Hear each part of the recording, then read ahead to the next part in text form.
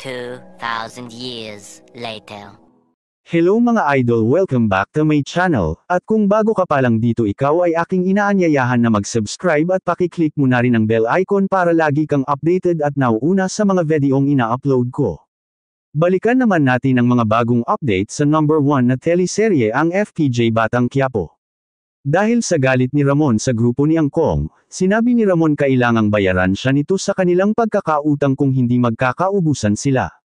Dahil sa takot nila kay Ramon, kaya sinabi ni Roy na siya ang gagawa ng paraan para mabayaran si Ramon.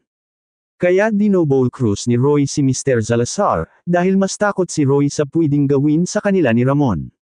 Samantalang umuwi ng bahay sila Ramon pero mainit ang ulo nito sa ginawang pambabastos sa kanila ng grupo ni Angkong.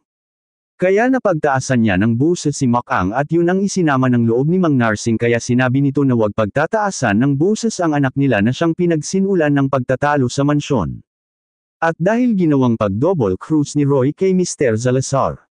Napatay ni Roy ang anak nito, kaya tinawagan ni Mr. Salazar si Chief Espinas.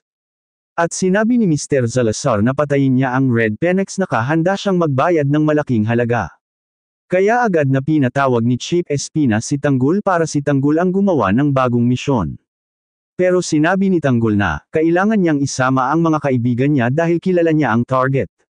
Pumayag naman si Chief Espinas, ang hindi alam nila Tanggol na natunugan na ni Chief Espinas ang plano nilang pagtakas, kaya kinuha ni Chief Espinas si Ben at si Owen, para sabihin na kung hindi nila gagawin ay hindi na nila, makikitang buhay ang dalawa. Sundin kaya ni Tanggol ang inuutos sa kanya ni Chief Espinas na patayin ang grupo ni Angkong. Yan ang ating aabangan dito lang sa FPJ Batang Quiapo. Hanggang dito knowledge, God bless you all.